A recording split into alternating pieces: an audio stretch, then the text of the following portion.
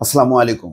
ইশরাক হোসেনের শপথ না নেয়াকে ঘিরে একটা সংকট চলছে এবং সেই সংকটের আবহে সরকারের সঙ্গে বিএনপির দ্বন্দ্ব সংকটও পরিষ্কার হচ্ছে ধীরে ধীরে। পুরো সরকার যদি নাও বলি, সরকারের একটা অংশ এবং তার সমর্থক এনসিপির সঙ্গে বিএনপির দ্বন্দ্ব মোটামুটি প্রকাশ্যে এসেছে। দর্শক, এটি হচ্ছে উপদেষ্টা আসিফ মাহমুদ 6 দিনের মাথায় মুখ খুলেছেন। তিনি বলেছেন, গায়ের জোরে নগর ভবন বন্ধ করে আন্দোলন করছে বিএনপি। তার মানে সরাসরি বিএনপিকে দোষারোপ করা হয়েছে। আগে বোঝা যাচ্ছিল যে ইশরাক হোসেন শপথ নিয়ে মেয়র হিসেবে আসবেন, এটা সরকার চায় না। সেখানে নির্বাচনী ট্রাইব্যুনাল যে রায় দিক না কেন, নির্বাচন কমিশন যতই গেজেট প্রকাশ করুক না কেন, সরকারের ইচ্ছাই চূড়ান্ত। সেটাই এখন পরিষ্কার হলো এবং আরও পরিষ্কার হলো, স্পষ্ট হলো বিএনপির সঙ্গে সরকারের একাংশ এবং এনসিপির দ্বন্দ্ব। এনসিপি কেন বলছি, আজকে সার্জিস আলমও মোটামুটি আসিফ মাহমুদ সজীব ভুঁইয়ার সমর্থনে একটা পোস্ট দিয়েছে। সেখানে কেন মানে ইশরাকের মেয়র হওয়া উচিত না তার পক্ষে যুক্তি তুলে ধরেছেন স্থানীয় সরকার উপদেষ্টা, যিনি এই মন্ত্রণালয়ের প্রধান, অর্থাৎ সিটি কর্পোরেশনগুলো স্থানীয় সরকার মন্ত্রণালয়ের অধীনে। সেই মন্ত্রণালয়ের উপদেষ্টা আসিফ মাহমুদ সজীব ভুঁইয়া আজকে ফেসবুক পোস্টে একেবারে পরিষ্কার করেছেন তার অবস্থান। এই বিষয়ে 10টা জটিলতার কথা উল্লেখ করেছেন আসিফ মাহমুদ সজীব ভুঁইয়া। তিনি বলেছেন, এসব জটিলতা নিরসন না করা পর্যন্ত শপথ গ্রহণ সম্ভব নয়। যথাযথ প্রক্রিয়া অনুসরণ না করে বরং গায়ের জোরে আদায় করার উদ্দেশ্যেই নগর ভবন বন্ধ করে মহানগর বিএনপি এই আন্দোলন চালাচ্ছে।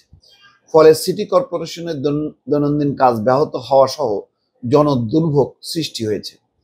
আসিফ মাহমুদ সজীব ভুঁইয়া তার পোস্টে 10টি বিষয় উল্লেখ করেছেন। পোস্টের এই অংশে তা তুলে ধরা হলো। প্রথমত, আরজি সংশোধন অবৈধ মর্মে হাইকোর্টের রায় ভায়োলেট করে নির্বাচন কমিশন ট্রাইব্যুনাল এই রায় প্রদান করেছে। সরাসরি নির্বাচন কমিশনের বা নির্বাচন কমিশন ট্রাইব্যুনালে রায় দিয়েছে, তার মানে হাইকোর্টের এখতিয়ারকে চ্যালেঞ্জই করা হলো। দ্বিতীয়ত, নির্বাচন কমিশন শুনানিতে অংশগ্রহণ না করায় একপাক্ষিক রায় হয়েছে এবং পরবর্তীতে কমিশন আপিলও করেনি। আপিল করবে কেন? আপিল করা মানে হচ্ছে মেয়র তাপসেরটাই সঠিক ছিল, এটাই তো।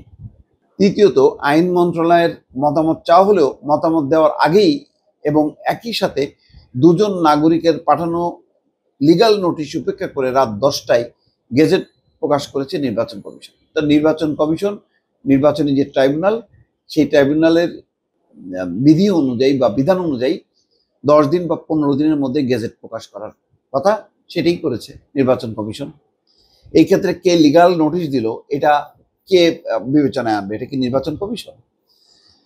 চতুর্থত, উক্ত মামলায় স্থানীয় সরকার বিভাগ পক্ষভুক্ত ছিল না এবং রায়ে স্থানীয় সরকার বিভাগের প্রতি কোনো নির্দেশনার উল্লেখ নেই, একটা যুক্তি। পঞ্চমত, শপথ না নেওয়ার কারণে নির্বাচন কমিশন স্থানীয় সরকার বিভাগকে বিবাদী করে রিট পিটিশন দায়ের করা হয়েছে, যা এখনো বিচারাধীন। ষষ্ঠত, বরিশাল সিটি কর্পোরেশন সংক্রান্ত মামলায় আরজি সংশোধন সংক্রান্ত হাইকোর্টের রায়কে আমলে নিয়ে খারিজ করেছে ট্রাইব্যুনাল।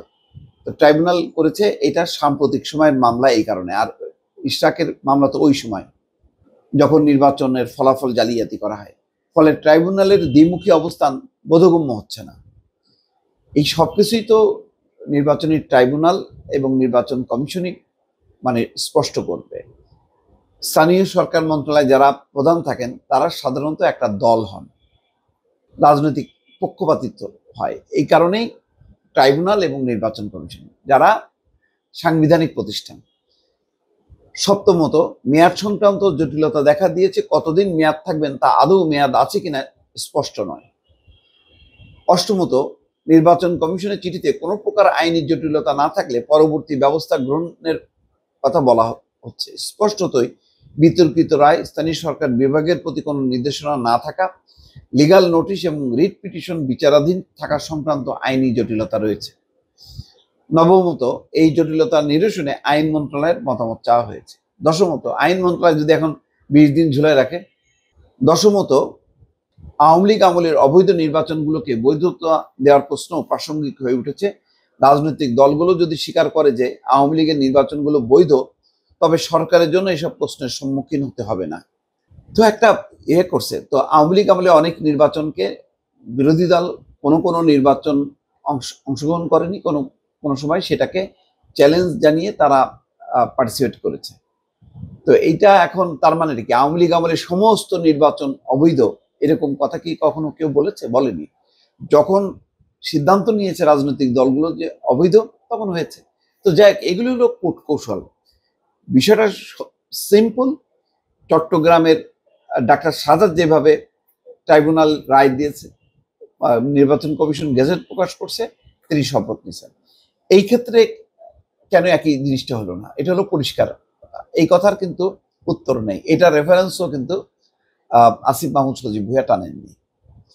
দর্শক ভালো থাকবেন, আল্লাহ হাফেজ।